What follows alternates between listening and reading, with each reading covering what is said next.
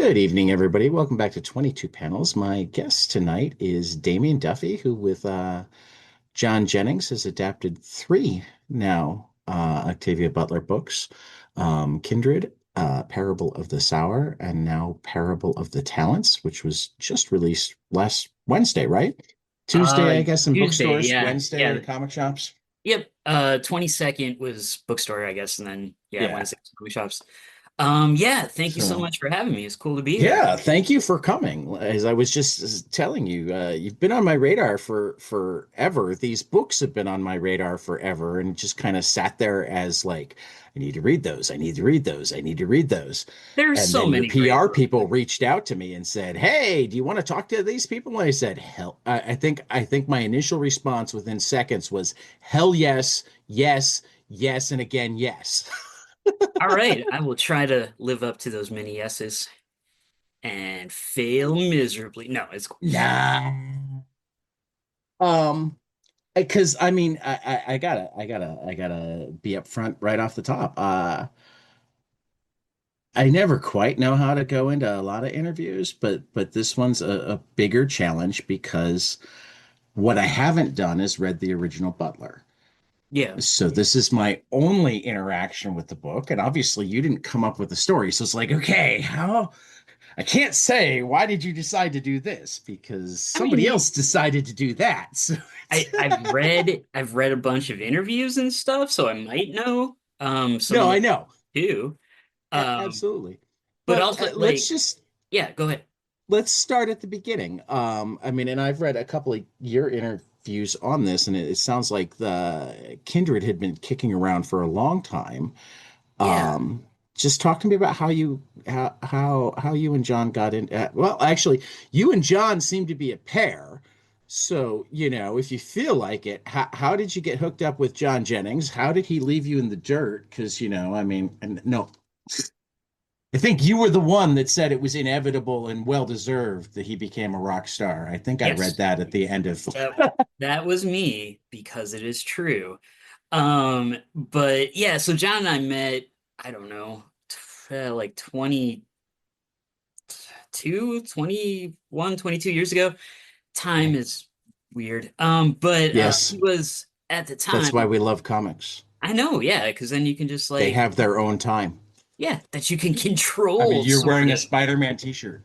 Yes, I am. It's old And school. and Peter Parker is in like his 30s now, but like maybe sometimes it doesn't quite feel like he's that old. And Yeah. and and like wasn't he 15 Depends on the almost Peter 70 Parker. years ago now? There's so many Peter Parkers though. So yeah, which I guess Yeah, multiverse is time stuff too, right? right. Um, but yeah, so anyway, in this timeline, 20 some years back, John and I started working together. We met because he had Scott McCloud come to talk in his class. John at the time was a professor of graphic design at University of Illinois in Urbana-Champaign, where I have been for many years. Okay.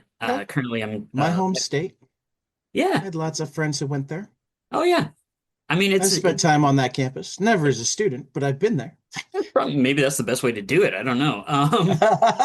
But yeah, like I came here for undergrad and I just kind of like got Stayed. stayed. Yeah.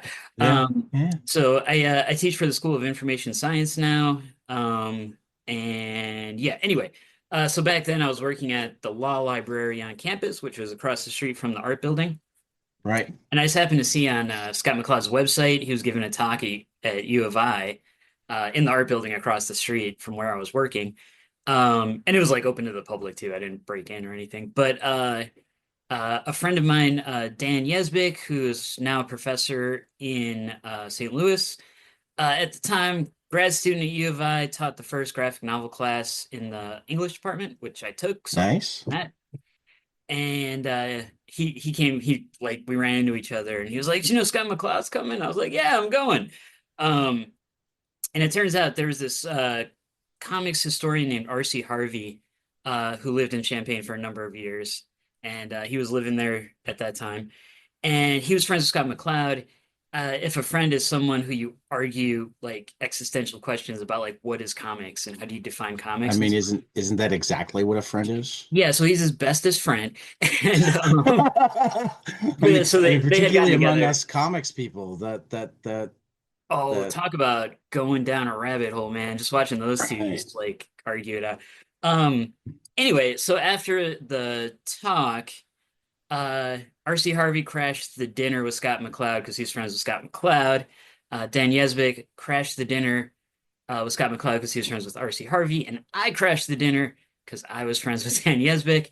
And John was the guy who brought him, so of course he's there. So we kind of met that way.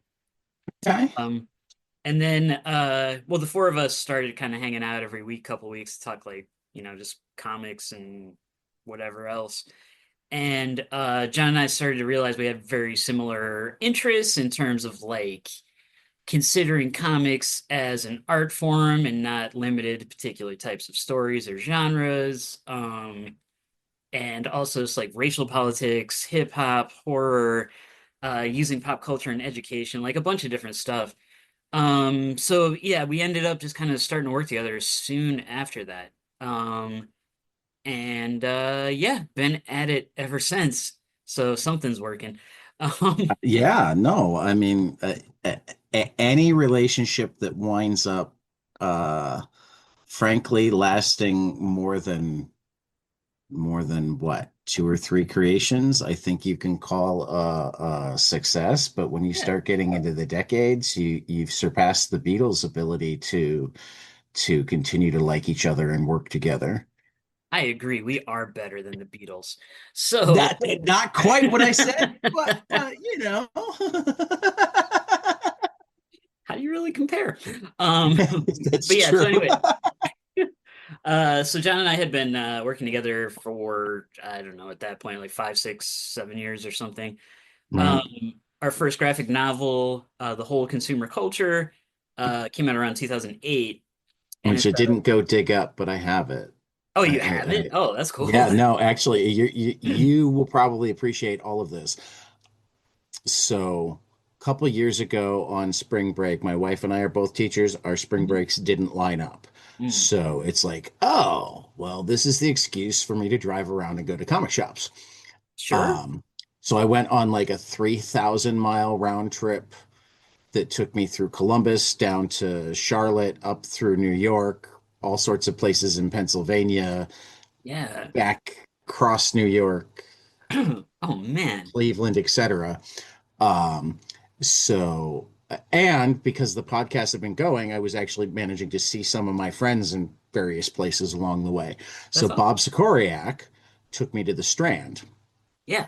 and showed me the comics at the Strand, and that was one of the books that I wound up picking out Oh, when thank you. I bought your book at the Strand Ooh, with one of my favorite cartoonists. that I feel cool by proxy just from that. That's awesome. Yeah. Um, Like I said, you will probably actually our listeners know the name because Bob's a regular now. He does our comic strip book club among other things. oh, cool. Yeah.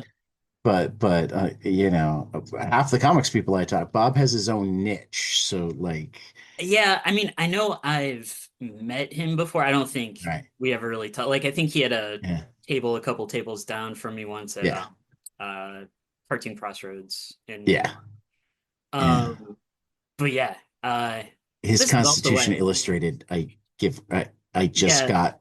I literally every once in a while I have to tell one of my friends, look, you need to send me a copy of a book with stuff scribbled in it, so I don't give it away because I've given away so many copies of Constitution Illustrated. I mean, I'm I a mean high that's school the teacher, perfect one to so give away. like Yeah. terms Absolutely. He did the terms of use for and Apple also, conditions. right? Yeah, yeah, yeah. Yes, That book's yes. cool. And I mean, Constitution Illustrated is probably my favorite, but my second favorite is actually Masterpiece Comics, Oh yeah, where I forgot about that. he I took think I all got sorts it. of classic Yeah. I Yeah. have a couple of those Yeah. somewhere. Yeah, those are always great. I mean, I follow him Yeah. on social media and everything, so Yeah. definitely still Yeah. see work from him. But He's a cool guy.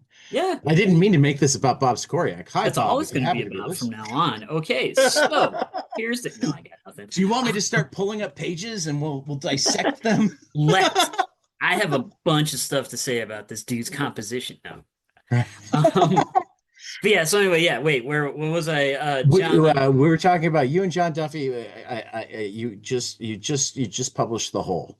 yes, so we published the whole, which I guess, as you know, it's like a race, gender, horror, Mhm. satire, sci-fi, insane book made to be kind of taught in like poli-sci classrooms and stuff.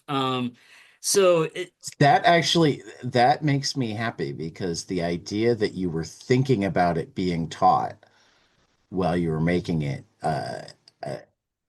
as much as there's finally understanding that comics are a great teaching medium, yes, you still don't actually hear that from the creators as much as from the yeah, librarians and the occasional enlightened college professors. And God, I wish we could get more of the elementary and high school teachers to believe I that, like, yeah, I keep thinking like because I've done research on like multimodal literacy and comics and yeah, all I this was stuff. looking Like, at your research. oh, Didn't thank manage to read many of the papers, but that's I really was okay. reading over titles and going, oh, these are more rabbit holes for Tad. Yeah, yeah. I mean, it got me through grad school, but Yeah, yeah, like no. you get so used to that stuff, you're like, oh, this is clearly a done deal. This is an answered question. It's been clear.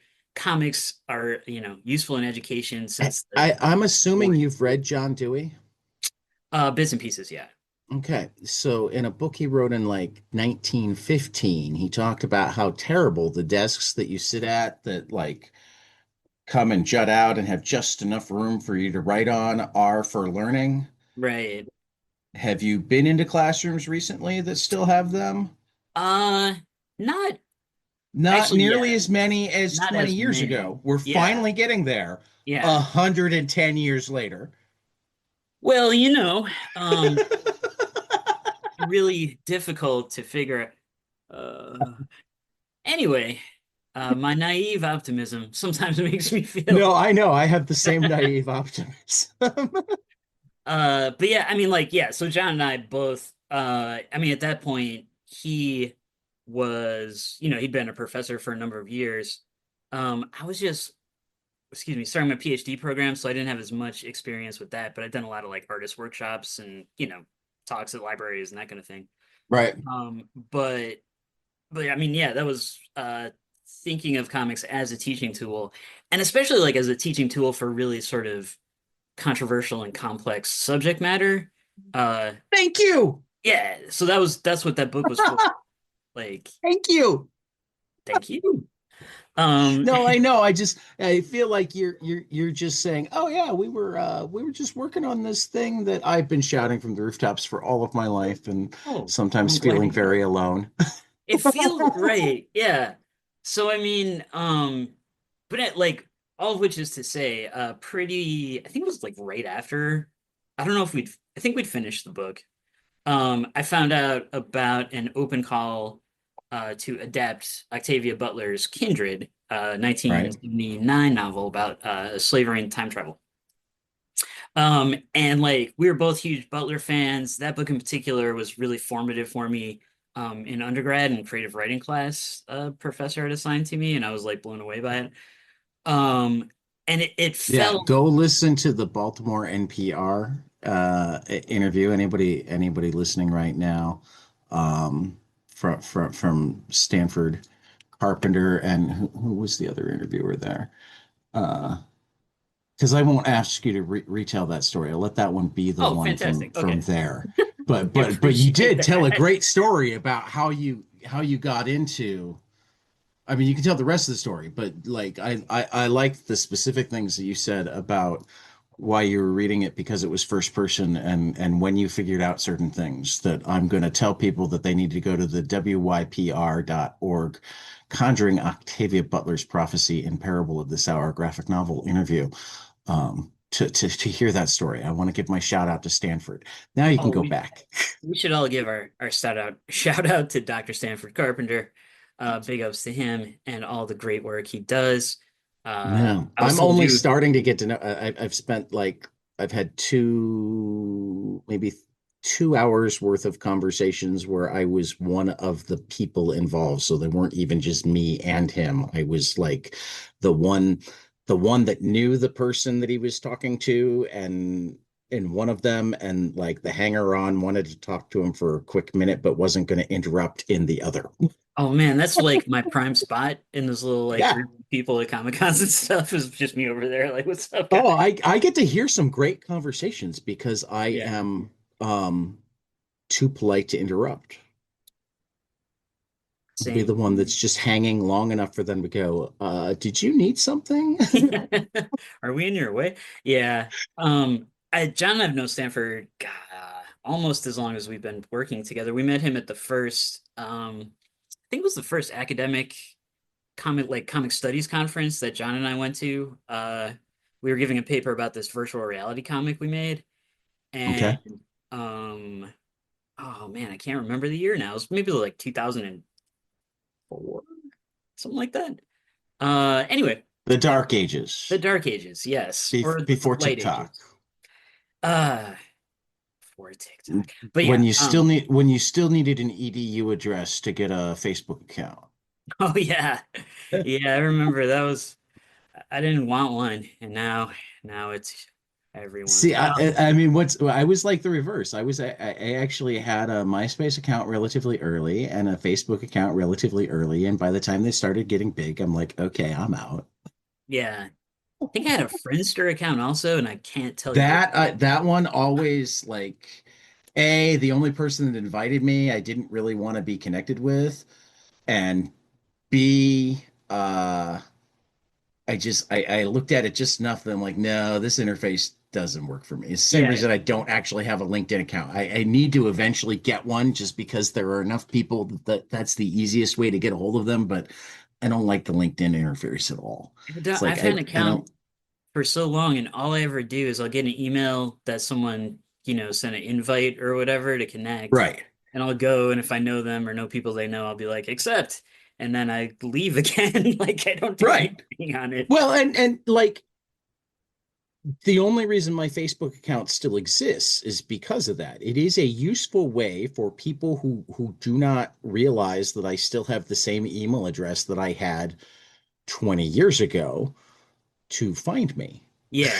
Right. It really is that now. It's just like your business sign you have set out, like still exists. Yeah.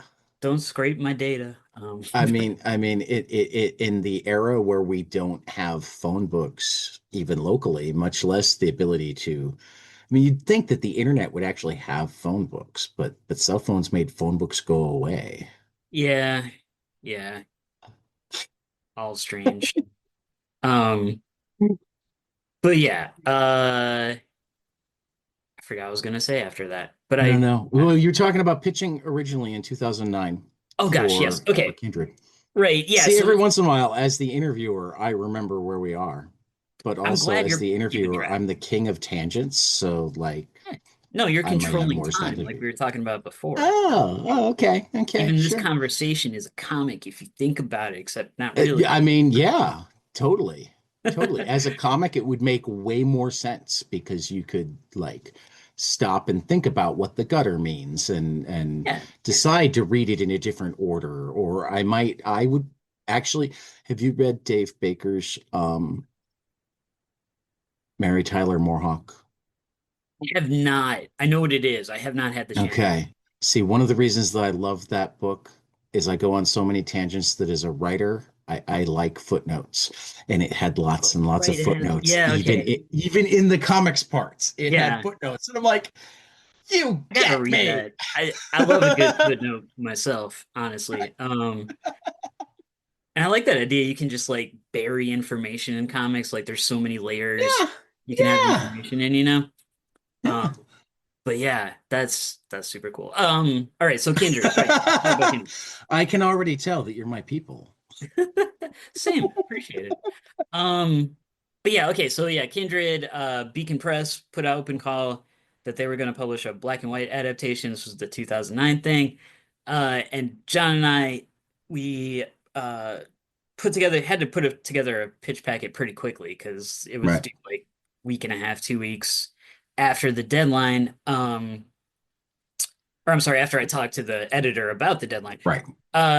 So John was off traveling. I mean, if it was due 2 or 3 weeks after the deadline, that'd be like the coolest deadline ever. I think I'm really stuck in this time travel thing. Did we just have this conversation? Is that older me? I look terrible. No, You're a professor. Do you ever do deadlines like that? I might be able to pass your classes.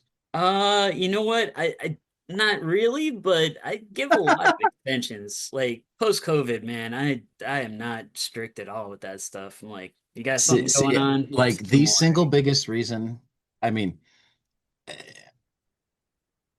the fun version of the single biggest reason that I don't have a college degree, is that I research and research some more, and every paper I read makes me want to read five more, et cetera, et Oh cetera. man. And at some point, I realize that there's half an hour until the paper's due. Right. Yeah, that's grad Everybody else, school. they're like, how many sources do we need? Seven? Okay, I'm gonna read eight Yeah. because I don't want them And to think I'm lazy. I I'm think like, I think that would be like grad school would be great for you, but also like quicksand. You know what I mean? 'Cause yes, they'll just let you keep yes. researching. They don't care. They're like, yeah, take another, keep on I don't even researching. have my undergrad because of that. Yeah. I mean, really, it's I'm So, autistic, but didn't get diagnosed until, well, last week because, you know, uh, sure. That's the I hype. wasn't official. I didn't fit the criteria until I was in my 30s, and nobody wants to pay for the testing. Right. Well, and I mean they've expanded the criteria or like they've sort of That's what I'm made it saying. more Is nuanced and like everything, right? Yeah. when I was a kid, I could speak, so I wasn't autistic, and then they expanded it from that, but I was smart, so I wasn't autistic. Right. But DSM-5 came out when I was 32. That's the first one I would have. right. But I Uh, am also bipolar and as you can see, all over the place and that sort of thing. So that's cool, man. those things make college hard. I'm Yes. very No. envious of the people. I'm like I teach well. Yeah. I don't do college well. It's not for everyone, and also, I mean, it really depends on like the kind of program you're in, I think. Yeah, Honestly, yeah. I kind of fell backwards into it. Hey, hey. Because I was like working at a library on the Okay. university campus, and they let you take some hours for free towards Well, the no, library. do you know Chad from Amsterdam? Chad Billiou? No, I don't think so. Okay, he's another of the indie comic scene. He literally has a Oh. book called Chad from Amsterdam. He also has a book called The Re-Up, which is about his time as the weed dealer at Georgetown, where he has his degree because as the AV guy, he was allowed to take classes for free. There you So he go. got a job as an AV guy at What I'm talking Georgetown. about. Yeah. Um, I like you coming at me with these books, and I'm like, oh, I forgot I want to read that, or oh, I haven't even heard of that. Like, Right. that's good stuff all around. Yeah. All right, but wait, I should talk about Octavia Butler also. Yes, and the you had 3 weeks until the deadline, not 3 weeks Yes, after the getting back deadline. to it. Sorry, Old my Kindred. fault. No, we're good. Old Kindred. Yeah, You're so gonna have to Beacon join Press. some of our book clubs. That's I'm telling you that right now. Maybe I should. Yeah, We that. have book clubs, and you would be good in them. Oh, I like book clubs. Or we can just Um, make our own. We'll figure I that mean, out I'm later. into that. See, I'm into all that really. Um, but yeah, okay. So the Kindred thing. Anyway, long story short, John and I worked really hard, but did not get the job. Right. But then we were bitter about. No, it was fine. It wasn't fine. We were a little upset. We wanted to do it. But I mean, if you hadn't been a little upset, you didn't deserve the job. right, yeah, we cared But enough. at the same time, only one person gets to get the job. Right. And that is what happened. So it goes. And then a few years later, at San Diego Comic Con, like 2012-ish, I think, John and I were on a panel talking about a art book we put out called Black Comics. And uh, John got there before I did. I was still on the plane. He was on the convention floor showing off art on his iPad of like some other stuff we'd been working on.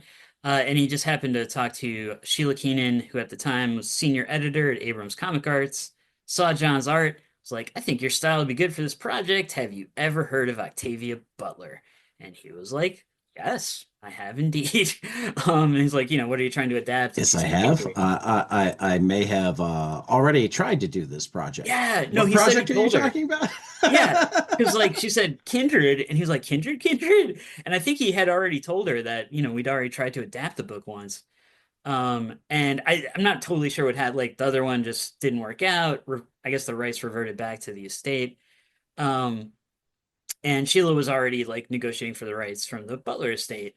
So Right. yeah, like I don't know, 5 months later or so, they looked at the whole and some of our other work and like our academic work, and yeah, we had the contract and we were adapting Kindred, which That's still remains so weird and unexpected to me. it's so cool also though when things wind up coming together randomly and quickly. Yeah, And it, I find that like half of life is really just being ready to go, yes, I can. yeah, yes, that's a thing in the what's that? The Tipping Point, Malcolm Gladwell. Probably. Not that I'm a huge fan of Malcolm Gladwell, but it just made me think of it. Anyway, He no, he I understand like the criticism of Malcolm Gladwell, but he at least asks some really good questions and explores them well. Maybe not as deeply as he could, and maybe jumps to conclusions that aren't always 100% right. But I'm a big fan of asking outside the box questions. oh, sure. And I mean, he's good at that. And also, I mean, he's a good writer. But I Right. think sometimes his urge to narrativize things sort of, Yeah, but um, that also means that more people wind up reading it and asking the of course. questions. So it's Yeah. like the balancing I act know type thing, you know? it's a weird dynamic for sure. As Um, particularly as somebody who like I think the single biggest problem in our education system is that we're siloed. yeah, I Math think is a that, language. Why is it being taught separately? yeah. I mean, I think a You lot know, of that is, the greatest value of literature is understanding the people throughout history. So why is it being taught separately? right. No, for sure. You know, I mean, like, and as a result, you also wind up with a world where people only a you know, we fall victim to the second greatest sin of our education system, which is like the idea that there's one right answer rather than many right answers. Yes. But then not only are people fighting over their one right answer, their one right answer comes only from their particular silo. Hmm. And it's like, no, no, no, no. Yeah. It's No, great to know 100%. economic theory, but you should also know math. Have you seen there's this old TED Talk by Ken Robinson. It's like British educationalist dude. If you look at it like there's one version where it's done as like a cartooning, like while the talk is going on. Um, Oh. but he talks about how public education Do was schools built. kill Yeah, kill creativity? yeah, that. Yeah, okay. And about how public schools were built on the model of industrialization, like industrial revolution. Hmm. And he includes that whole thing of like, specialized facilities or like broken up subjects and how Right. it's an artificial, Hmm. like it doesn't have to be that way. It just is through like long periods of time and accrued Yep. like traditions and all this stuff. Hmm. Um, so yeah, no, I completely I'll have to agree. watch that. It's a good one. It is good. It's from like I have it up now. 2010 or something. 2006. There you go. Yeah. February 2006. There are 78 million plays on TED.com. Yeah, I think it Actually, was 78,577,972. if you can find one, it's by like I think they're called SketchUp or something like that. That's the cartooning version. I actually prefer that to just the straight up TED Talk. Well, there is I'll have to go looking. I can send you a link. It's on one of my class websites Yeah, I'm actually. certain Now we'll that I'm find thinking it. about We'll it. find it. Yeah, we don't Yeah. have to look for it right now. It's But now it it, in the web of words bouncing around in my brain. it yeah, but that one I think I don't know if everything is like 100%, but he definitely explains in an understandable and relatable way, like, yeah, what the foundational basis is for why things are the way they are in public education now, which I Yeah, really appreciate. yeah. Um, and I think Well, talking about particularly because I think public education is really fucking important. yeah, yes, no, it should be. And the way it is now is how people are, oh, I don't know schools with that. I'm like, I didn't say the schools the way we do them are really, I Right. said public education is really fucking important. Yeah, just the idea of educating the There's public. there's a difference between not educating and educating differently. You don't- Oh, we're talking wild now. I But can yeah, I agree mean, with you that the schools as we have them right now are deeply problematic yes. and still think that the answer is not to stop schooling kids. I mean, like the way every problem gets addressed as a binary when it does not have to be one just speaks to the lack of public education. Like, come on, man. No, yeah, I agree completely. But like my mom was a Chicago public school teacher for 20 some years. Nice. And yeah, and I was like, I'll never be a teacher. So now I teach college. But you know, You know, so I I no, I mean, agree with you. like it's hard, but like Yeah. if you like it, you like it. If you're built for it, you're built for it. And like And then it doesn't feel as hard because I think that's how I came to comics, like comics as education, comics in right, education, also why I was so interested in it. Because it was like, well, here's the thing I love, and here's this like immense complicated problem of education, of public right. education in the US specifically. And like how can one help the other, or how can one interact with the other? Do you ever wind up in that meeting when you want to scream at somebody because like you've pitched a comic to teach something and they've completely dismissed it, but then are talking about how they need to find the thing that has more graphics and more this and more that, and you're sitting there going, "Yes, like that Yeah, comic that I was just showing you." I I have had variations on that. Yeah, a little bit different. One was for an educational comic, like making an educational comic, but Right. they wanted to do it in the most like Least comic way possible. yeah, like rigid, like Right. dumbed down, Right. this Right. color narrative caption, it means it's a fact. This one means it's Right. not a fact. I'm like, what?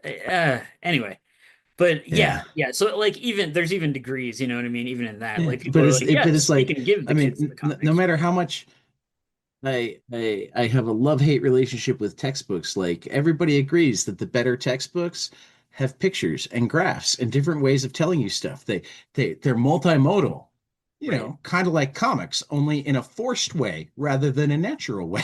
Exactly. Exactly. So yeah, I mean that's like a lot of my research. My dissertation was looking at excuse me, hypercomics, like digital interactive online comics. Right. Which it was like The three one PDF of yours that I read, oh, that okay. you've got one PDF link on your site. I didn't have the time to go into like I teach a good amount of high school that I probably have access to most of the stuff that you just had the titles of, but that would have meant that I had to fire up the library database and Yeah, whatnot. I I don't know read the that one it's that you did oh, thanks. that you gave me a link to, Oh, okay, cool.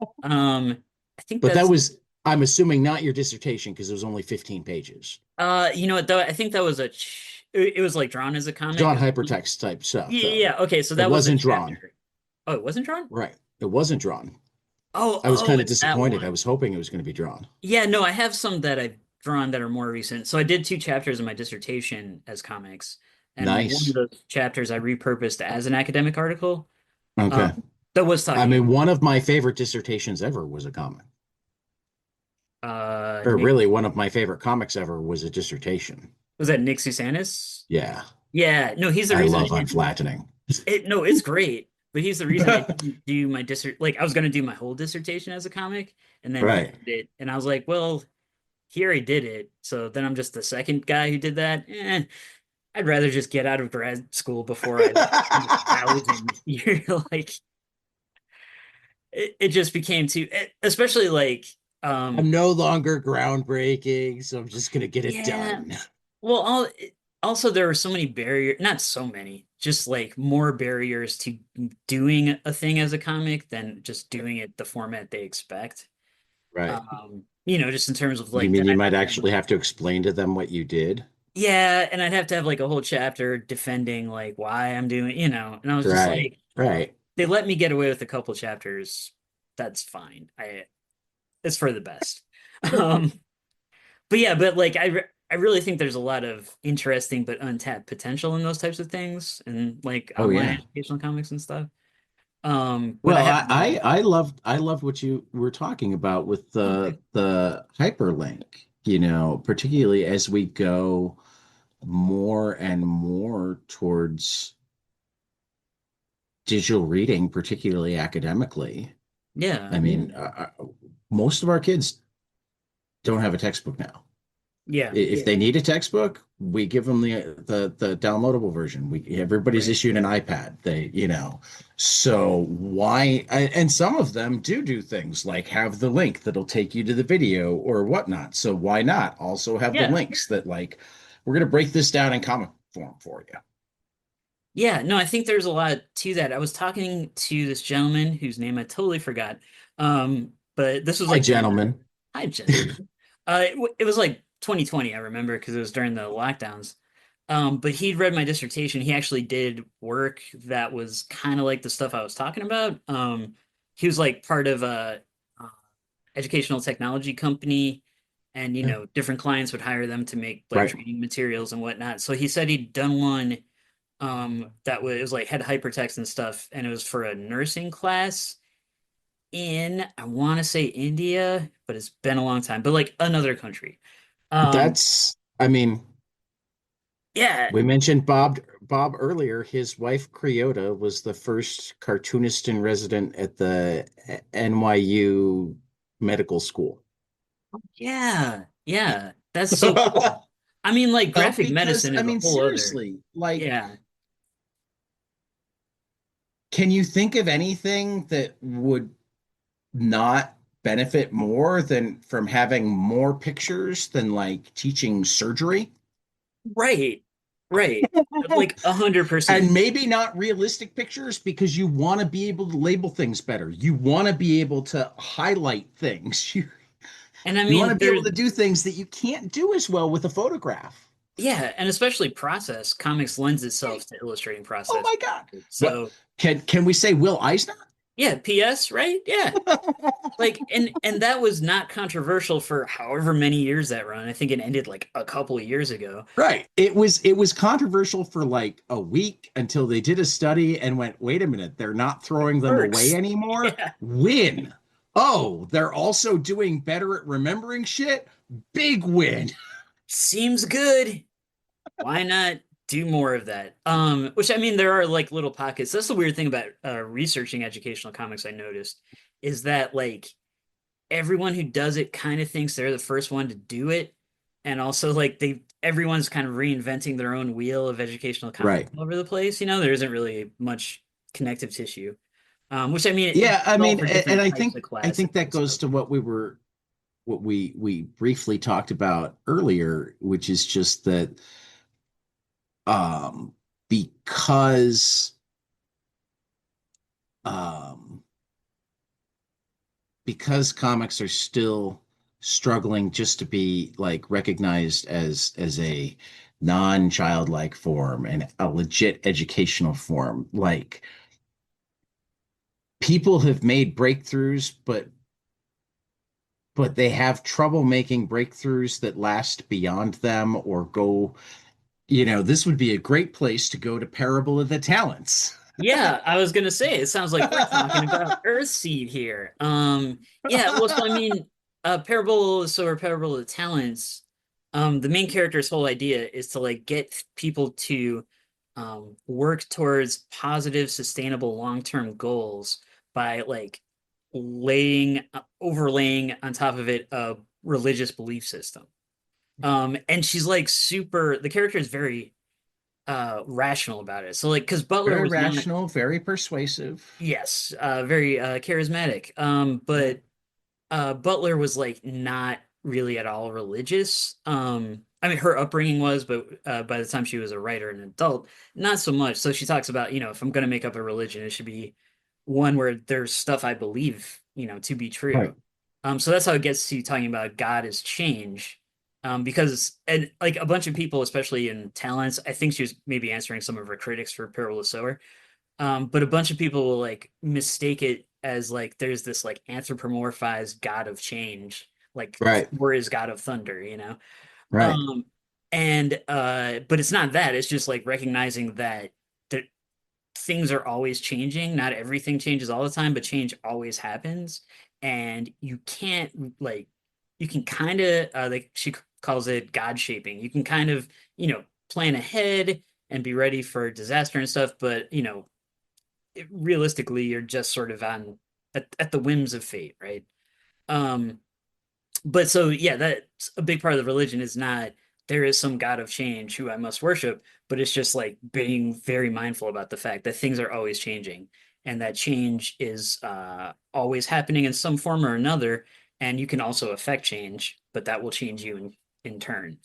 So like the religious iconography of it is very like it's almost just sort of pragmatic, I guess. Because the other sort of goal of the Earthsea religion is to travel to other galaxies, to interstellar travel, colonize other planets. And that's another reason that the main character Lauren goes for this religious founding this religious idea about that is because it's such a difficult thing for people to do and people to commit to over multiple generations. I think there's a line something like religion is like the only thing irrational enough to get people to behave rationally, something along those lines. I like it. Yeah. So it's a very interesting idea. And I guess what we're saying here is we have to start our educational comics seed. Uh we'll workshop the title later. But anyway, Yeah. but yeah, Well, so I that's mean, I'm sorry. I think actually in some ways we're finally seeing it more because uh, there are so many different places now that take comic scholarship seriously, and now there are actual comic scholar conferences and Yeah, journals and um programs and stuff. Yeah. at just the time where like public education is starting to embrace comics. Go figure, the ones that they embrace start getting banned. That's always Yeah, actually kind of a good sign that yeah. I mean it maybe you're finally starting to um like pay attention to be the impact, right, kind of like right. take it seriously or something. I mean, that's the what I want more than anything is like rather than just playing the stupid senator from Louisiana reading from Genderqueer, they need to when they're showing that on TV, they need to Mhm. put the images up with it so that they can show you, yes, we can show this on primetime Right. TV. We're not breaking any laws. Yeah, it's not uh yeah, He's reading from her text messages. right. The characters' text messages. Like, but I mean Now they let me read from the book of Nehemiah. right, like what and I mean I understand the comedic value. Like when they show it on John Oliver, that guy doing his Right. little spiel, it's funny, but also not at all. Like it's just No, it's not at all funny, but like it is also in some way newsworthy. But if you're gonna treat it as news, you need to actually show what he's talking about. yeah, and actually address, the underlying issues of not just the subject matter, which I mean is why genderqueer has become such Right. a lightning rod because the right needs a scapegoat and this fits in. Well, and you know they're going after.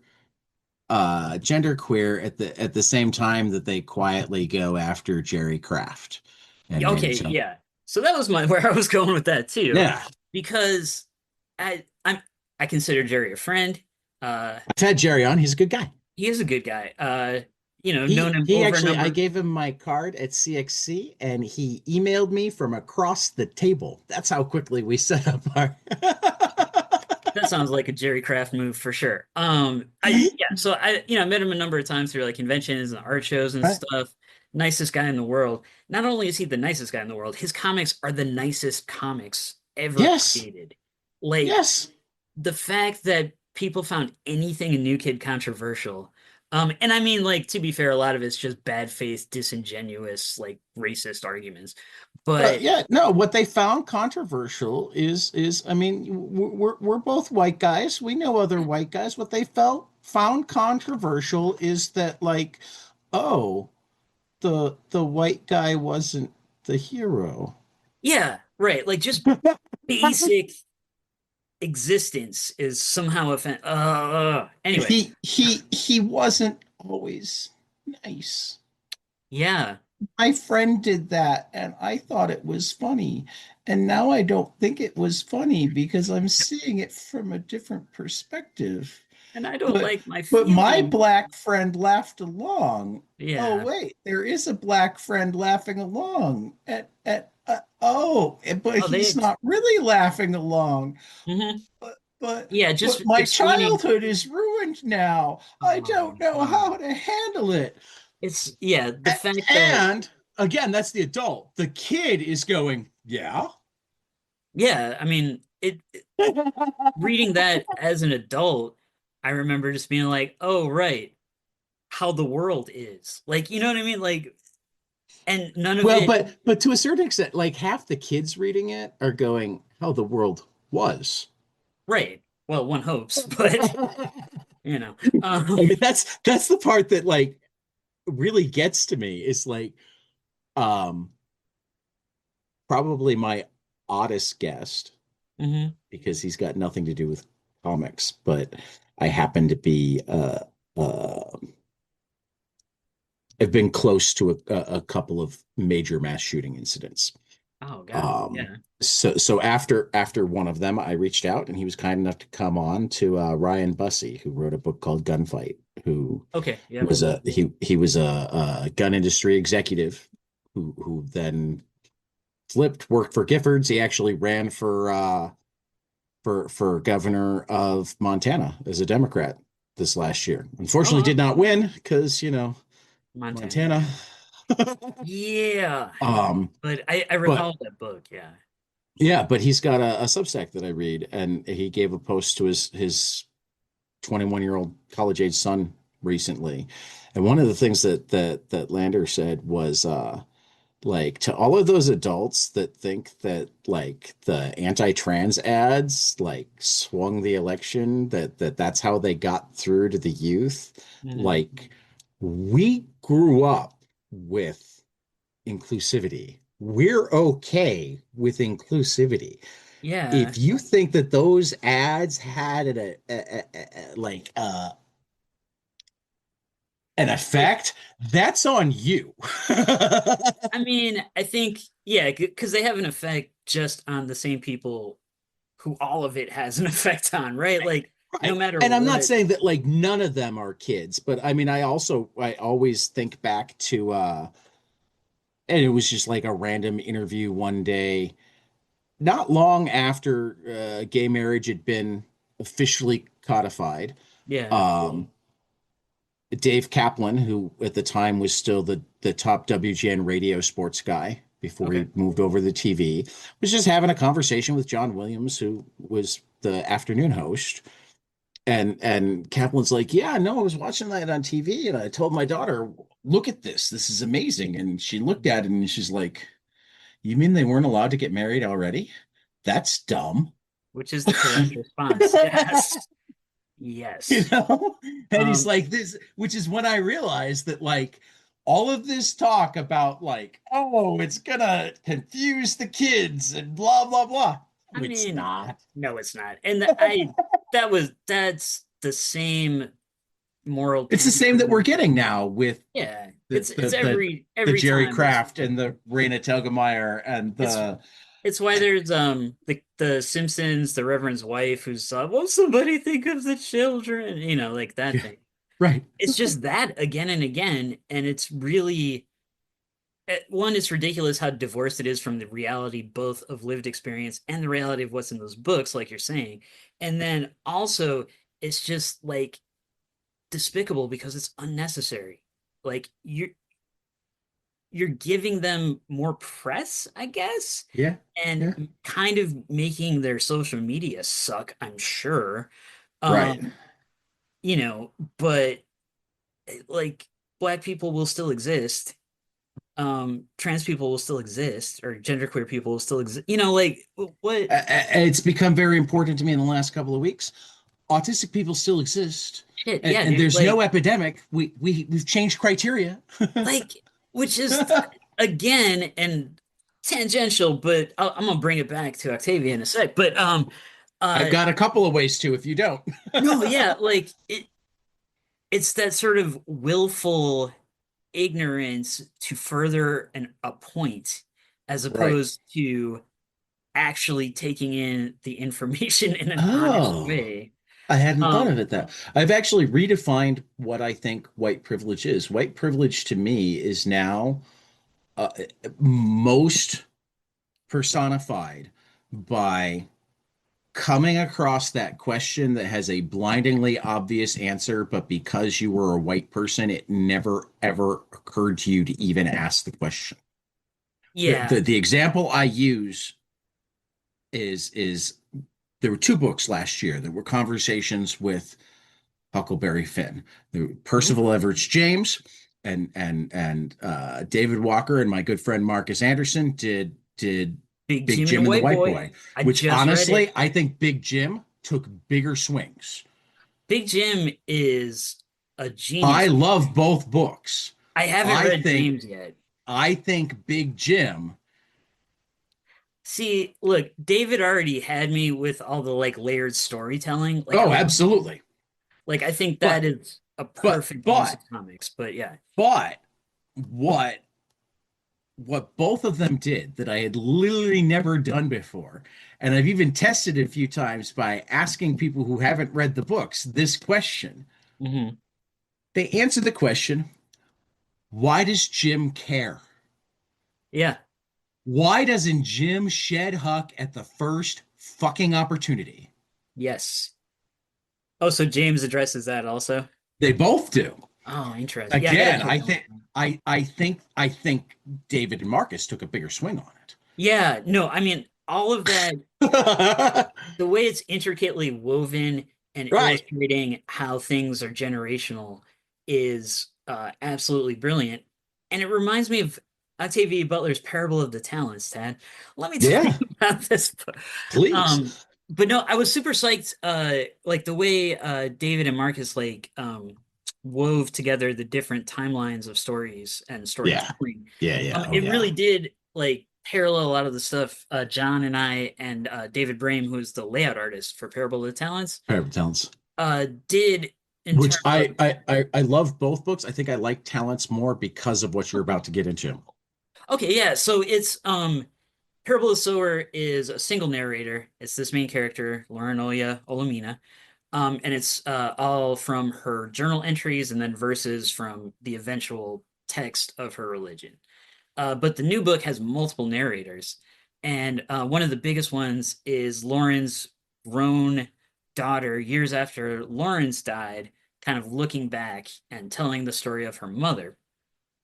In the book, it's said that that character Asha Veer is the daughter's name, has become like a content creator for like VR worlds.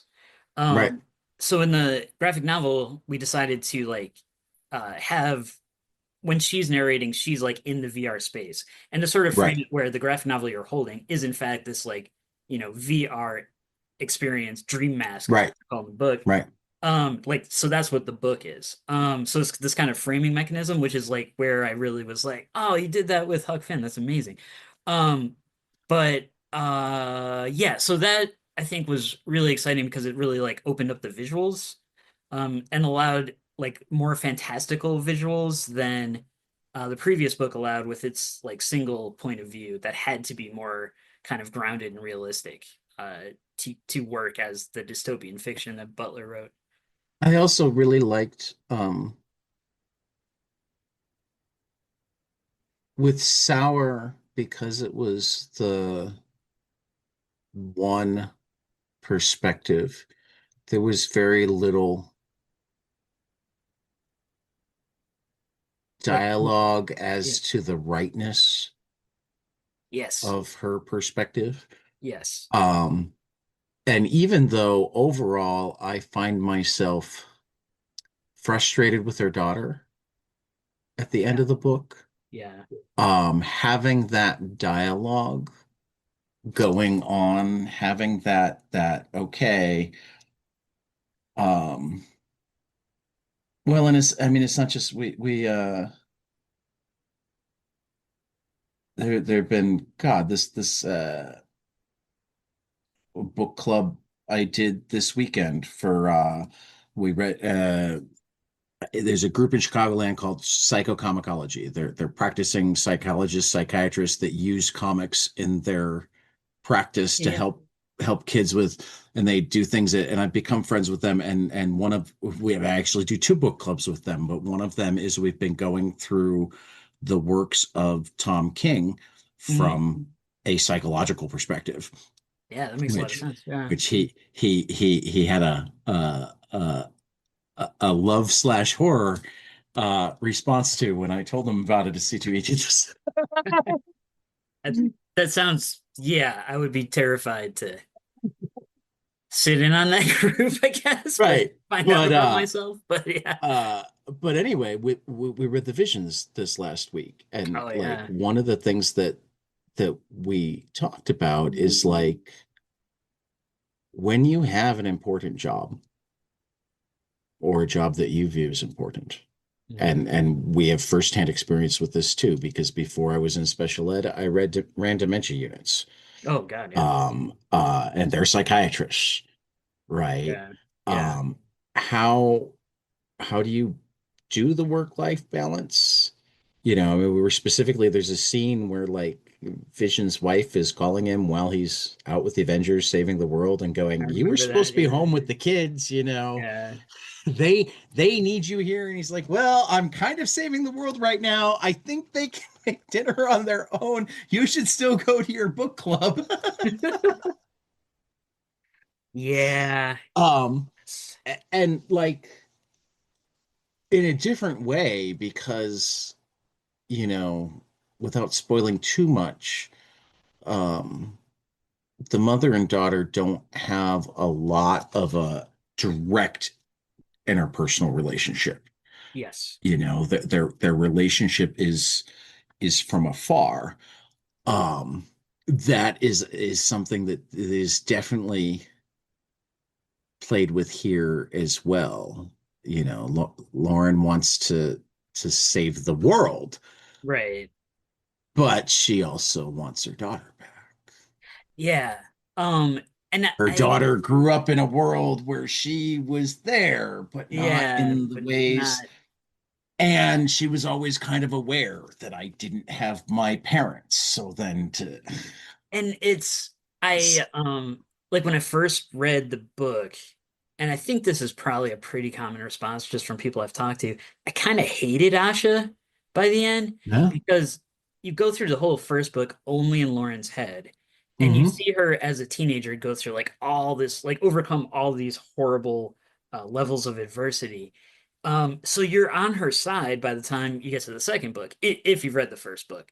One thing Butler I mean, I'm impressed with kind of everything she did, but one thing I was impressed with was that the books can be read, you know, as Separately. separately. Thank you. Yeah. Yeah. And it's still like, a satisfying and comprehensible reading experience. Right. But if you've read that first book, you get in the second book, like you're already rooting for You're Lauren. so invested in, Yeah. And this new person's coming along and has a critical opinion of her, so it's a little right. hard to Well, particularly because you keep looking, I mean, because it's throughout, because you go back and forth between Yeah. the critical backward looking and Yeah. the forward story, you keep watching for that moment where mom goes off the rails, Right. And it never but she really doesn't. She comes. doesn't. She And doesn't. it's like it's hard because like Everything that everybody does is completely understandable from their own perspectives, and you can also sit there going, but this might have been the better way, but you also know that, I mean, again, I don't want to get too spoilery in terms of the end yeah. there, but like there are three parties involved and they all act understandably and they all act in unhealthy ways, but I don't Yes. know how easy it would be to in the moment manage for any of them to act in a healthier way, and there was no possible way where at least one of them. Yeah. I Well, well no, there I there is there is, what is the Wayne's World, the let's go with the super happy ending. oh yeah. I guess there is the Yeah, yeah. Super happy ending. Yeah, super all right. Yeah. happy ending that could have somehow happened, but it would have required like all three of them behaving in a way that had previously been completely out of character. I mean, it's a wonderful book, but it's also a heartbreaking book because it like Yeah. what you're saying is such a believable family drama. Hmm. Um, and you can't really like when you think about it more, you can't really blame Asha for anything. No, It completely makes sense, but there's no way you can blame Lauren for anything. no. She was clearly trying, and there are times where it feels like Asha is like willfully ignoring stuff that is clearly in Lauren's And, journal. and and it's easy to blame Marcus until you start really thinking about it. Yeah, so Marcus, I still have a little trouble with because like I understand the dynamics involved with him and everything, but what he does at the end with regards to keeping him No, secret, again, I can't defend him. no, no, no. There's a But you can difference between understand. defending and Yeah. blaming. Yeah, yeah, yeah. But I will say having gone through the Marcus is book, the least defensible. I think Asha is the second least yeah, defensible, but I also feel like um, Lauren had the most ability to show grace and didn't manage to. that is true. Yeah. But also very understandable, right? So Yeah, all of it's understandable. it's like It's it's like, such oh a wow, you all in it, you all in one way managed to live relatively great lives, but you also wound up yeah, doing so with this like broken part of your heart, yes. Yeah. And I mean, I think that which in some ways also makes it that much more realistic. yes, exactly, because yeah, it feels like life, right? Like it feels Yeah, real right. because you can see how it like as you were saying, you can see how it would go to a happier ending, or you can see if one thing changed, maybe things would be better. But it makes a lot like it's much more believable that it's not. To the extent that Tananarive Due, the great horror writer, she Who read one of these days I'll have on because she does really good comics too. oh, she Not does too great comics. often, but Yeah. like when she does, I loved her her Horizon project. Yeah, that was cool. And she did Yeah. this book, The Keeper, that Yes. John's Megascope line put out. Amazing. Yes. Great. Yes. But so we Yes. had her, she read both my scripts for Sower and Talents because she teaches Sower, I think like every year or every Yeah. other semester or something like that. Um, Right. and yeah, I think she's at UCLA. That sounds right. Anyway, but like, At a college yeah, just someone who had somewhere. a We're lot of pretty prior certain knowledge. colleges will still exist for at least another year or two. Yeah, I'm sure they can hold up that long. Oh God.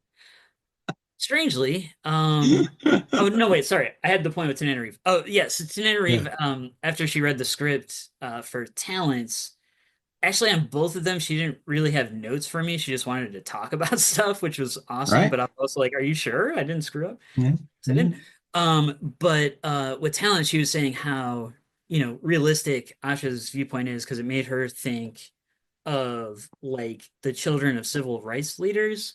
Hmm. Like Malcolm X's kids, I'm sure were like, what about us, right? Like you're for all these people. What about and I know like her dad was a civil rights advocate as well, but yeah, so she really brought that point up of like, oh, this is really there, you know. So I was glad to And hear that translated I in, mean, but just like in the web of my conversational thought, we were talking about the books. I don't think that I don't think that even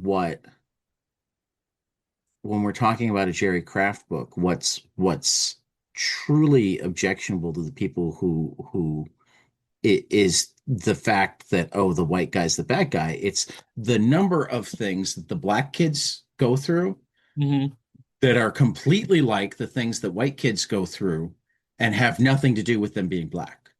Like like Yes. color I, color has nothing to do with the family dynamic there. yeah, no, it's like yeah, portraying people as humans Right. messes up this worldview that I am more of a person than this other person. So Right. it's this weird, like violent reaction of I can't be wrong, so Right. this must be need to be banned. Right. Um, Right. or else you're just like one of these like mercenary kind of politicians who are just, I mean, it's like, here's the thing. drama gets banned all the time because, Mhm. there's the one character that one time says, "Oh, I go by they now."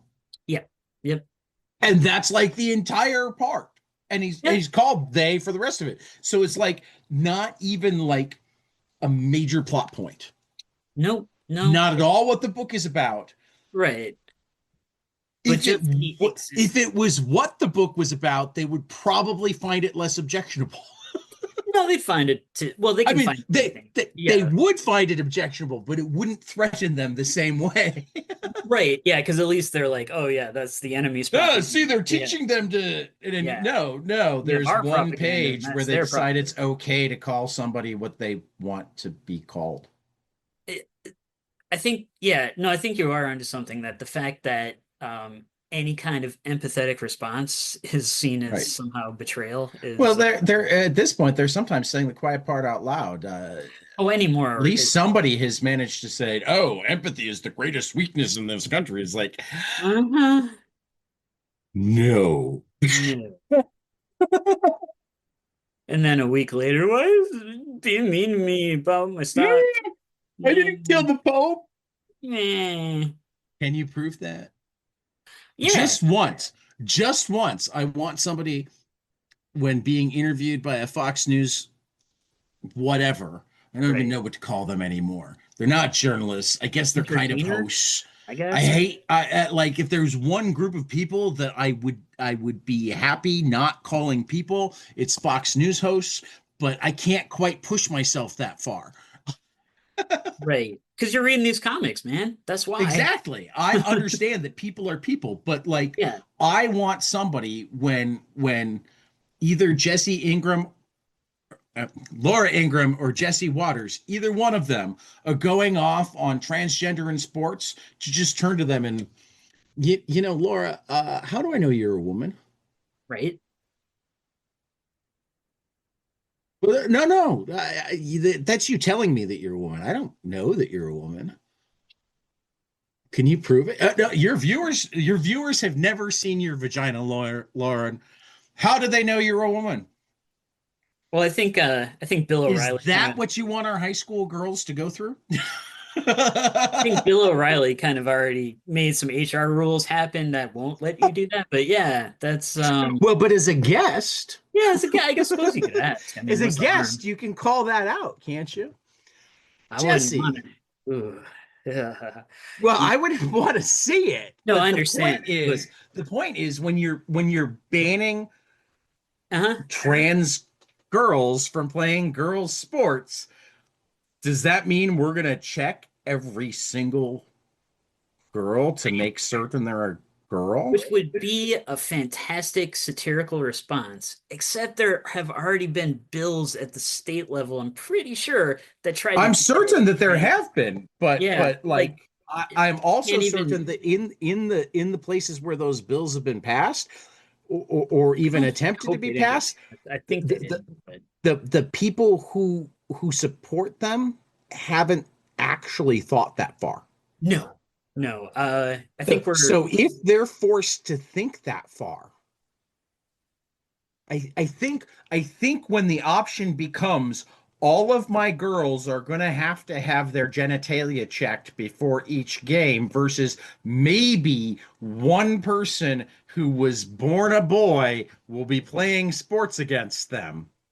yeah. I think a lot of parents are going to change their mind really fucking fast.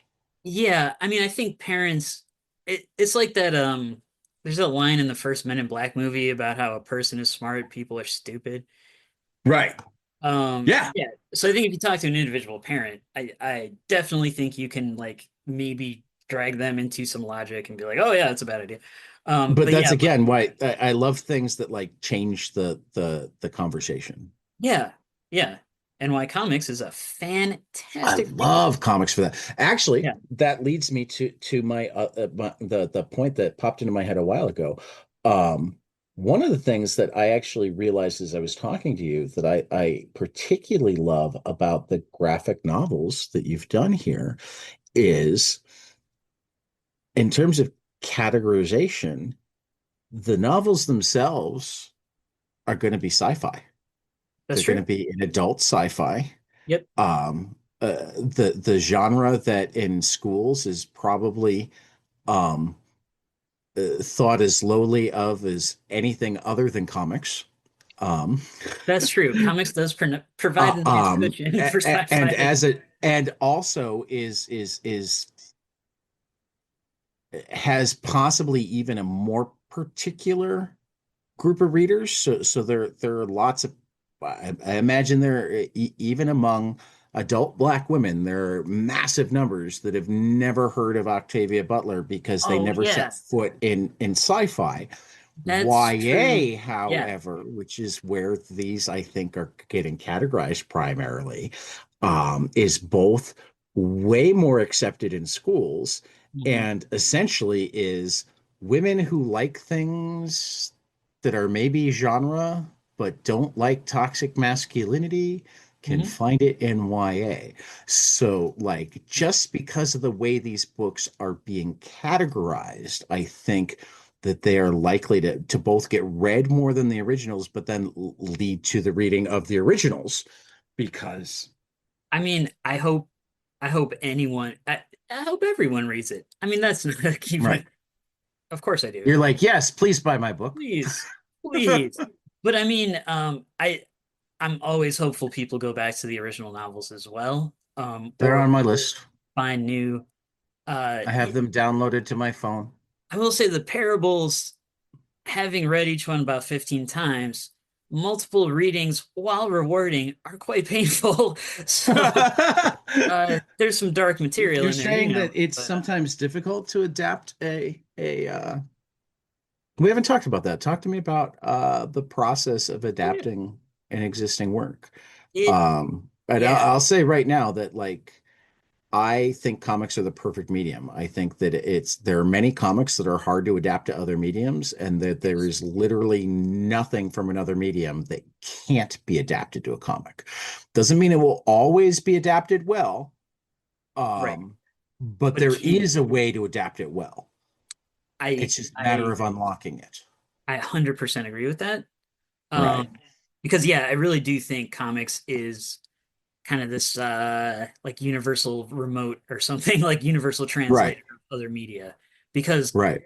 comics uses just one sense to reproduce all these other All of them. senses, All of um, them. all of which come into play with all the other media. So comics Hmm. can therefore also reproduce all the other media. Right. Um, And I'll go a step further. There's certain things that comics can do that you just film is maybe getting closer on some of the effect stuff, kind of, but yeah, like every time it gets closer, it just means some comic artist takes that as challenge accepted. yeah. There's always like you will Um, always find a cartoonist crazier than a special effects team can go. Like, well, if for no other reason than it will be cheaper. right. Yeah. So you can just Um, do whatever, right? But right. I But mean, I then think the it's other perfect for thing is that. I think that they're much more interactive. The Yes, they're reader interactive. is absolutely the final collaborator. You cannot read comics passively. You have to decide how the words and the pictures and the effects and the colors and everything tell the story. Um, Yes. Yeah. I mean, and that's been a yeah, big focus of our adaptations is we really wanted to, if we're going to adapt these novels, we wanted to do so in a way that really highlighted the comics medium as what like showed what comics can do. We wanted to do things you could only do in comics to, give the adaptation sort of an artistic purpose beyond just communicating the story to new readers, right. but also communicating just like you can do this with comics to new readers as well. And that's which has kind of been like a big through line through mine and John's work for kind of since we started. Um, the hardest part of adapting, well, Kindred was the hardest to adapt from like technical standpoint because I just didn't know what I was doing. I mean, it was the first time I'd Right. done this kind of an adaptation before. Like I'd adapted a poem and a short story before, but that was like taking something short and making it longer. Right. And this was the opposite. It was taking something longer, shortening it. And also just the pressure of, as you said, we're two white guys sitting here, right? Cis hetero, Right. white male, and cutting the prose of one of the great, I mean, black women writers, great black women science fiction writers, first science fiction writer to win a MacArthur Gene, like Right. preeminent Right. person. Right. Um, Right. yeah. So It's so it's the like let me not only take on all of that stuff, but also I don't have the lived history to feel quite yeah. I mean, I with that, like we often say Octavia Butler is like another or our third or in this case fourth collaborator. right. And that's true because she's already like made it so you can feel that. Right. Um, and especially with Kindred, I think that was like one focus we had from the start that carried throughout the multiple drafts and was like kind of our mission statement was we wanted to do in comics what she had done in prose, what she set out to do was to make you feel history, not just like Right. read about history. Um, but in the like adapting it, I was so freaked out about having to cut prose. Like I made this framing sequence, and I had a lot of stuff where the main character was talking to the reader, which was just like so then I don't have to cut a bunch of the narration and stuff. And I lost my mind a couple of times working on the book. And at a certain point, I think I made my first draft was a graphic novel that would like kind of force you to read the novel, which is not a great Would sales strategy. yeah, no, But the I mean, as much as it's great when it leads you to read the novel, yeah, no, like that's not really the no, no, no, that's not what you want. not at all. But I had very much lost my mind by that point. Like everybody needs to, I don't know. Right. But enough of it was there, and I had done well with enough of it that our editor Sheila Keenan was able to like kind of cut away the fat of the Help you original. out. Yeah, Right.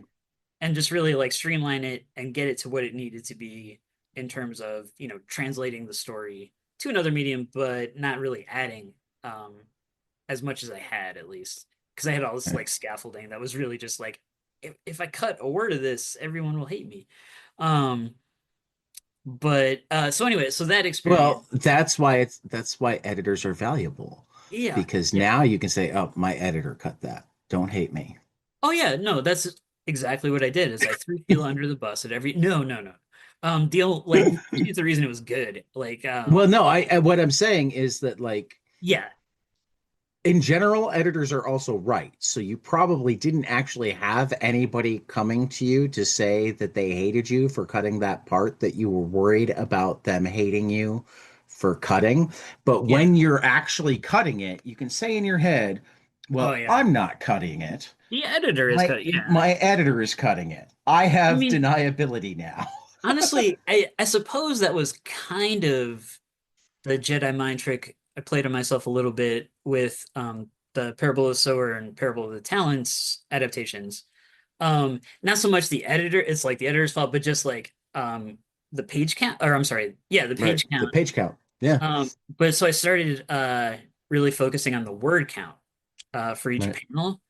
Because there's interview with Alan Moore where he talks about, limit 240 words per page. Um, Which I have heard some people say, like, that's Alan. Most of us should do half that. right. Well, that's words on the page. I mean, there's Right. Alan on the page, and then his script is like way insane. No, but Mine are they're talking too. about words on the page too, though. Yeah, yeah. But I mean, so like for But it's still it's a good. I mean, particularly in adaptation, I think it is a good thumbnail. yeah, Is I like just if I'm getting towards that, we need yeah. to.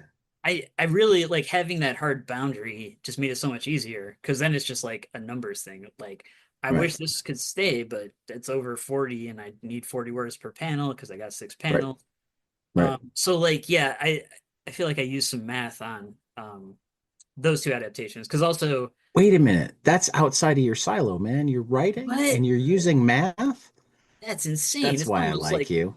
comics is the perfect place for collaboration and also collaborative ideas. Yeah. Anyway, I'm with you, man. I like you too, Ted. Thanks for having me again. This is This great. is. I feel like I have a new comic bud here. Yeah, for sure. And I don't live that far away. We can like find places to meet in the middle. We'll have Yeah. to figure out the comic shop that's halfway between the because I'm up I'm like literally halfway between Chicago and Milwaukee. So we'll have to Okay. find the comic shop that's halfway between um Champaign and the Wisconsin border. I'm sure there must be something, I'm right? certain. I'm certain. Sure. Yeah. I'm I down. think I might even it might be Amazing Fantasy in Frankfurt. Oh yeah. Yeah. Which also would put us close to psychocomicology, who Oh, you would also dig. I would very much. That's where we get together and meet sometimes. So yeah, yeah, like we'll You know who talk else? more. You know who else lives in Chicago area would be Stanford Carpenter. That's right. So maybe he could I know. Yeah, I feel like we have a plan coming together here. This is nice. This is yeah, gonna be fun. yeah. Actually, Um, you should. I will. I'm gonna plug both for Edgar because I think he forgot to plug it over the weekend. But I'll tell you, because you have a new book. Edgar is putting on he rented out a banquet hall in Oak Park for oh, July 5th oh to yeah, put on his own comic show where really? artist table free because he wants to give back to the community and it's got a mental health focus. Oh, that So sounds like if you wanna, yeah, we could hook you up with a yeah, table. like yeah, hook up some details. We'll figure it out. Right, we'll figure it out. Yeah, oh, that's super cool. Yeah, yeah, because I'd love to just hear more about what people are doing, and yeah, Yeah. that's super cool. Yeah, I like the comics. This this is I have no idea how many listeners we have. Hi Mom, hi Adam, hi Britt. Hi John. Those are Hi, the those four that people. I know we pretty much have. Uh, I'm certain that we have more because I am more and more at cons. I'll say, "Hey, I'm Tad from 22 Panels," and I'll get the, "Oh, I know," and I'm like, "You what?" I am also like that pretty much all the like. I knew I was coming on here to talk to you, and I'm still like, oh, you know who I am? Like what? Yeah. So but I kind of like the fact that I've kind of made myself a hub of all things comics. Yeah, I've got superhero friends, I've got indie friends, I've got super indie friends, I've got educator friends. I have my whole comic world of friends now.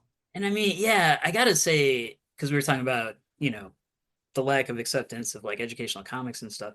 It's so much better now than it was Oh yeah. 20 years ago, Oh 30. yeah. Oh yeah. Well, and It's that's so what much more that's how diverse. I got to the Earth seed thing is I think the seeds finally started cross-pollinating. Yeah, yeah. And I think like I dream of the modular cross between history, economics, and good fiction Hmm. comic book curriculum for at least the entire US history,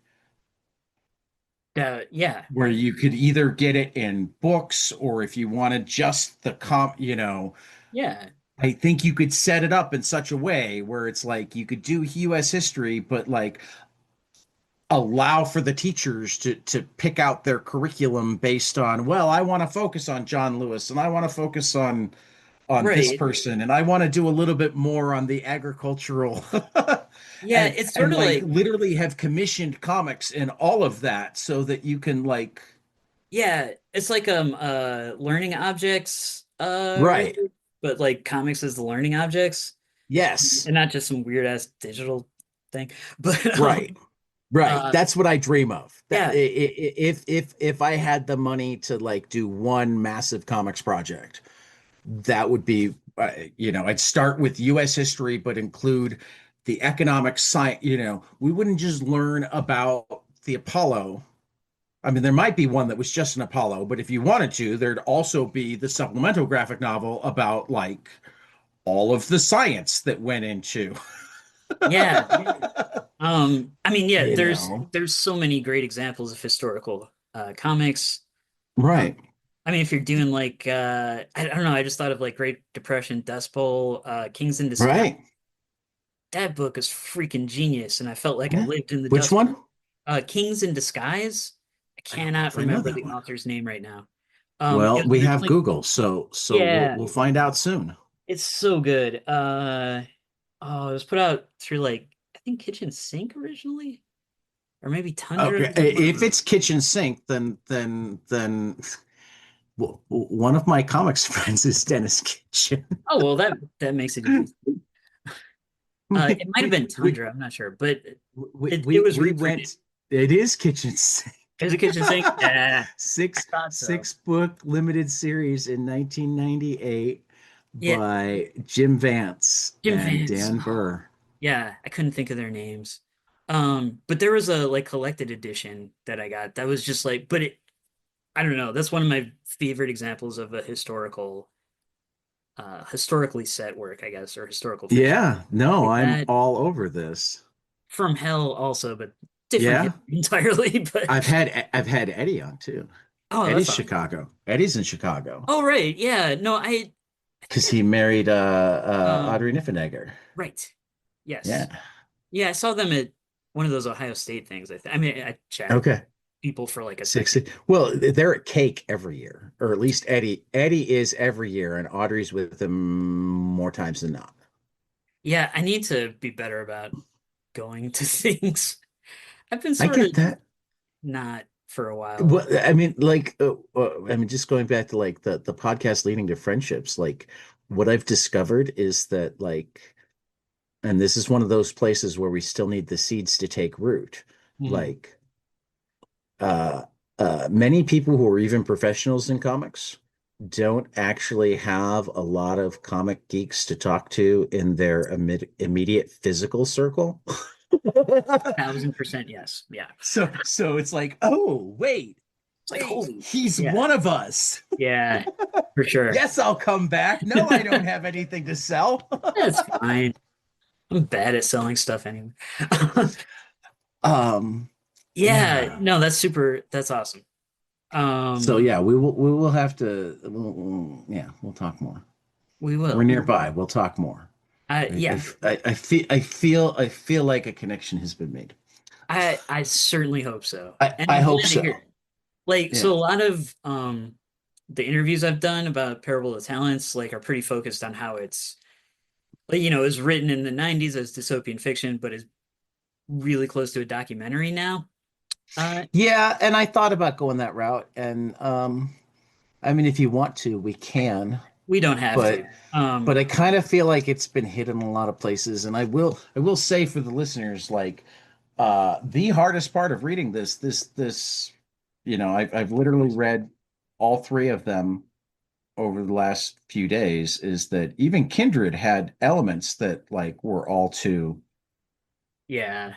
Oh, real. yeah. Yeah. Um, but then particularly, I mean, Parable of the Sours is dated 2025. Yes, is when it starts. Not Um, disturbing at I all. mean, when I was describing it to my wife, I'm like, well, so I don't know if we're behind a little bit or ahead a little bit because like we're not quite the hellscape Right. that she lays out for 2025, but in her America, the fascist wasn't elected until 2032. And I So think he only served are we one doing term. are we And doing that was, better or worse? yeah, I had the weird experience of like in my head I was like, well, there's some differences like in talents that president goes to war with Canada and that'll never happen. Yeah. But anyway, but no, I had a point that was beside it. Yes, this was my point. Um so yeah, that's been hit a lot, like people have asked about it, which reasonably Well, so. and like I mean, we're about to start doing a read through of Greg Rucka and Michael Lark's Lazarus for Oh our yeah. weekly episode because it also is starting to read way too much like um, nonfiction. Nonfiction. Yeah. Um, I'm not caught up. I and only read the first one of those. and that's like the parts that are most real to me is when the parts where like the revealing moments of the why. You Mm, know, it's not just that she knew that we would that like this was a possible future, yeah. right? It's that like there's just enough to show that like it's capitalism and gun rights Hmm. It's mixing, well, I don't even it's like to just call all it the capitalism things. because what we do isn't capitalism. It's not capitalism when you have laws to protect the billionaires and the government gives money to the billionaires. That's not capitalism. I mean, there's There never. is nothing free about our markets. We're just putting our hands on the scale of the billionaires. Yes. Yeah. Which I mean, the free market. Okay, for me, the free market kind of a myth anyway because No, absolutely. it doesn't Absolutely. persist But long we enough. do not have a free market Yeah, because if you leave it free, somebody's gonna game the system real quick. generally. Yeah. But Um. I mean, first of all, you can't have a free market. I mean, in a truly free market, let me just list off a couple of things that are anti-free market. Okay. Copyright law, Yep. patent law, certainly federal enforcement of either, police, firefighters, Hmm. military.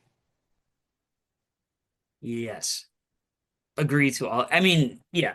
It's not even The second you have those things, it's no longer a free market. right because a free market, like the only way a free market can reasonably continue to exist if it's like a really small rural community or Right, something. right. Like it's not Now, scalable in the well, way they want it. and then it generally winds up not being a free market. It generally winds up being more of a socialist market Yeah, because it's way easier to say, we will give you a house and you will be our firefighter than to work out like specifically, yeah. oh, let me pay you for your firefighting services. And actually, this gets right back to the point I was making about, people asking about this is like right now and what do you think she's trying to tell us and stuff. And it's kind of hard because it's not like Octavia Butler was ever one to give easy answers to anything. Like she's No, telling it like it is. But Um, so the lessons, like the positive lessons I keep trying to tell myself that I'm taking from the books are all these ideas about sort of, building community and acting, with local communities to sort of empower yourself and others and all those kind of ideas. asking the questions differently. Yeah, But asking the she question. also acknowledges that, like, I mean, because actually, one of the things that I really, really love is that you can make an argument that Christian America, as it becomes a denomination rather than the mask for a fascist, Right. was as valuable as um, Earthseed. Yeah, well, like the homeless shelters and stuff. Well, the homeless shelters, the I mean, it clearly I mean, you've got the definite evangelicals have always had trouble calling out the Klan or whoever. Mhm. Um, but like they are a community. Yeah, And I mean, it's actually, I mean, it's something that I've been thinking about a lot lately is people are like, oh, I'm like, well, here's what I know you don't do. You don't attack their community. right.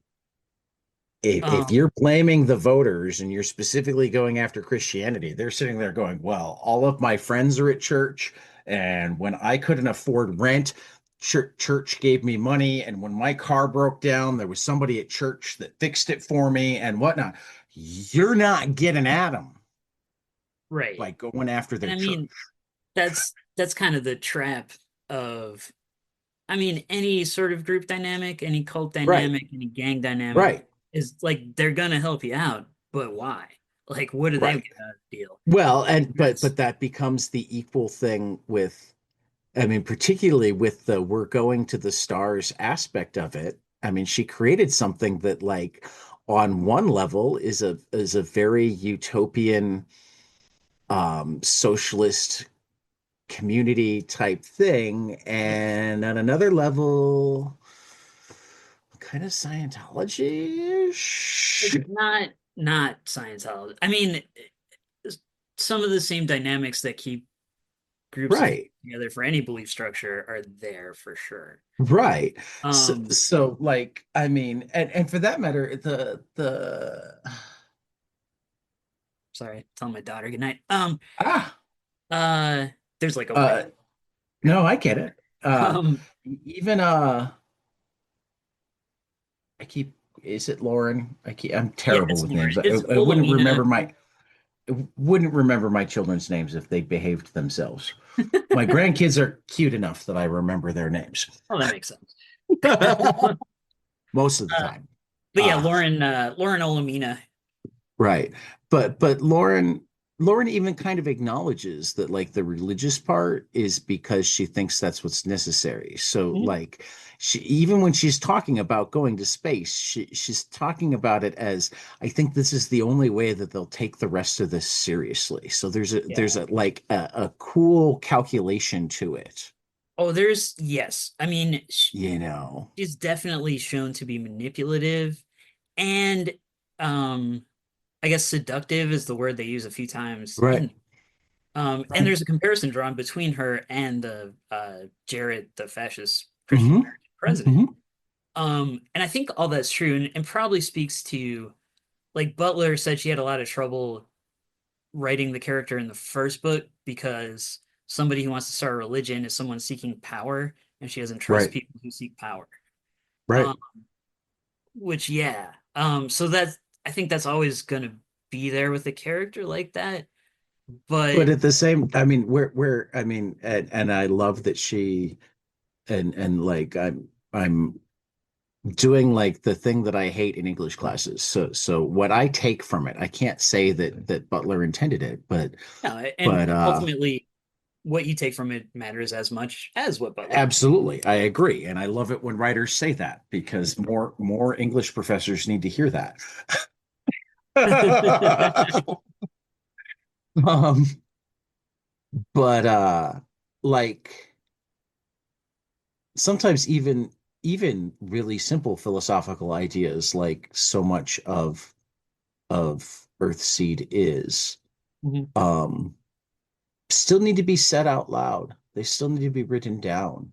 One of the greatest issues with American exceptionalism is that like There are things to be proud of, and not all of them were actually totally intended, except that, yes, they were, or they wouldn't have written them down.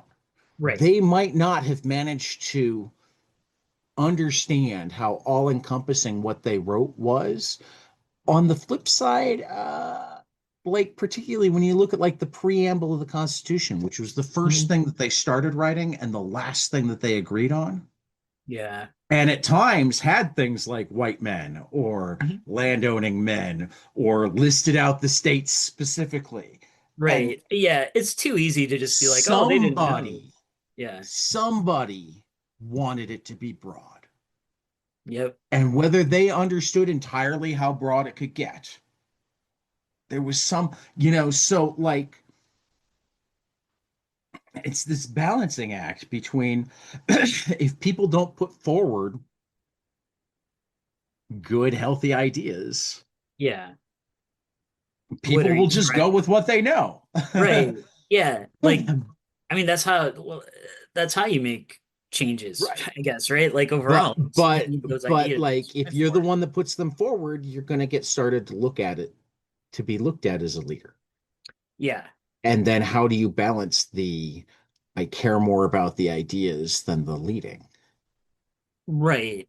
Yeah. Which I while think, at the same time not refusing to lead, because refusing to lead can invalidate the ideas.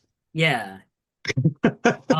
It's not a position I would ever want to be in, No, I mean I but mean many historians say like one of the greatest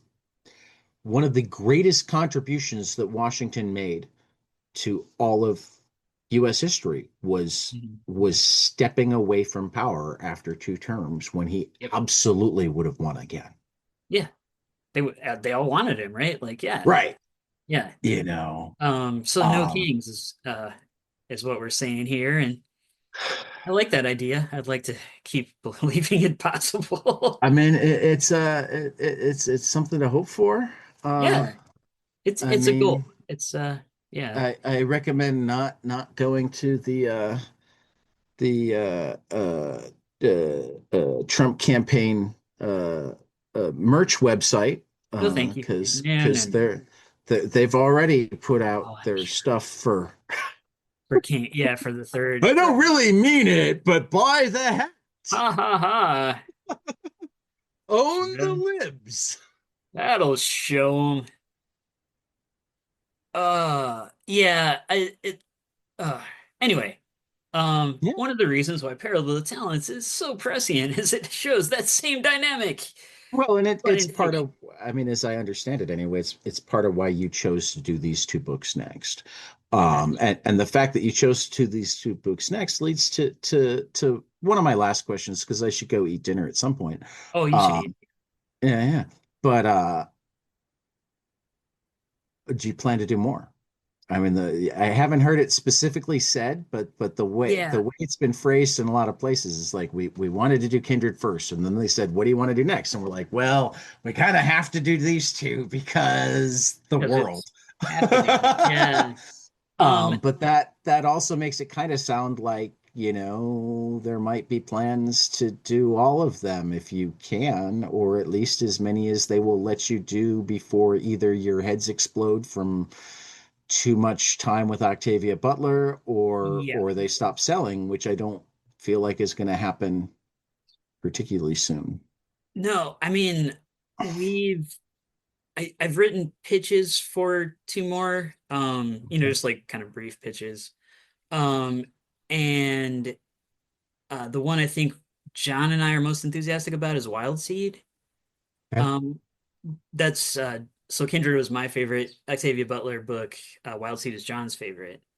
Right. Um, but it's ultimately up to Oh yeah, it's a Butler. publisher decision, but Yeah, well, the publisher, yeah, working with the Butler estate, right, they'll decide what the next step is. But right. I would be definitely willing to work on, uh, I guess as many as they'd let me. I know John, I don't know how many more he has left in him. Understandably so, because these are, they're both, Hard. they're hard. They're difficult because there's a lot of truth in them, and truth Yeah. is No, difficult. a conversation that it seems to be a common one um in comics is like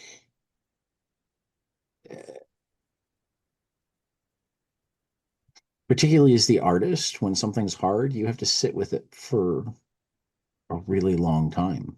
Yes. Yeah.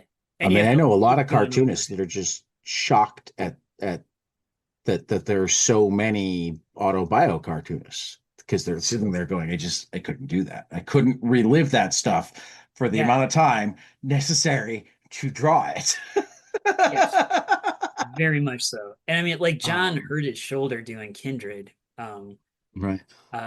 And so, that's Well, I mean, I heard on an interview somewhere that he was doing some of that in the backseat of a car driving to Chicago. So, I mean, he was doing maybe it he needs to everywhere. pick up Kyoto Wilberg's book on Yep. taking care of oneself as a cartoonist. Yeah. I mean, he's much better about that now. After the Kindred experience. So that was we kind of had an intervention and like got him to take on some color assistants. And Right, that so he had a whole team of color assistants for right, talents, and that's also why David Brame came on. right. It's the longest book we've done. I was actually, I was kind of impressed that it wasn't until the end when I read that I realized that the layouts were being done by a different person because layouts are the storytelling. Yeah. So like the fact that I mean, I assume that John was still involved on some level, but Yeah. B, I'm certain that like Brame clearly like studied John's style because Well, they've I been, didn't realize that yeah. John hadn't done his own layouts until I got to the end of the book and it said that John had it. And I'm sitting there going like, in the Marvel era, this would have meant that, and I understand that John's actually the biggest name, but at this point, but like in the Marvel era, this would have meant that John was the inker. Right. Yes. Which, I mean, it's more than that. It's more like breakdowns and finishes is probably like the close, Right, uh, you know, comic book comparison. right. But also like John and David been working together for a long time, and we've all three of us worked together on Okay. things for quite a while. So I think that's part of it is we just had So you already have the the relationship built experience. up Yeah. so And that then some of it I and I also wasn't like, trying to bash John there oh either, no, no, though no, though not at all. I am going to say that like for second editions or whatnot, Yeah. uh let me go make certain that I didn't miss it on the cover because I don't always look at covers as carefully. Yeah, no, his name needs to be on the cover, man. Is If he it did not? layouts, his name Yeah, needs it to be was on the supposed to cover. be. Oh crap. I Well, gotta look at my copy. maybe I got an early PDF and it's been added. Oh yeah, if Uh, it's an early PDF, it has the old cover. I'm pretty sure the print. okay, okay. The title page has it. Yeah. No, Okay, I'll double okay. check now because now Yeah, I'm wondering. yeah. But I'm pretty sure the print Well, copy. I mean, my PDF does say test one, Parable of the Talents Galley. So Yeah, I'm hopefully pretty they did sure. more than one test and Yeah, they I'm noticed. nearly positive because I have seen that cover without him on it, and I'm nearly positive that was like the But first. as I turn as I turn the page on the title page, it says a graphic novel adaptation by Damian Duffy, John Jennings, and David Brame. So, Yeah. okay. But Um. by the title page, he's there. Yes, but I'm like 99% sure, but slightly worried now. But I'm pretty sure his name's on there. Almost positive. Um. Let me see if it's there on the because it's already on Hoopla. I love that Abrams Comic Arts puts I also most of love. their stuff on Hoopla day of Yeah, release. I just love Hoopla in general too. Well, Hoopla that too. service. But Yeah. I particularly appreciate when when publishers treat it like a library where Yes. you can get things day of release. Yeah. No, and Abrams, I think, overall as a publisher is really strong at working with libraries. Right. And they're Well, I really mean, enthusiastic this about, is bringing in this is features. something that that like the quote unquote big three or for whatever comic book companies that haven't really been the big three or four for a while now. They're just the big Yeah, three or four at your comic shop. right. Direct Uh, markets, big three or four. are starting to learn is like the reason that they're not the big three or four is like if you get the libraries. Hey guys, this is Tyler from 22 Panels. I'm here to tell you all about our Patreon. If you enjoy this show, please consider donating to our Patreon to keep this show going. We have many different tiers, all different levels to help you decide what's right for you. Okay, so get on out there to patreon.com/22 Panels Podcast.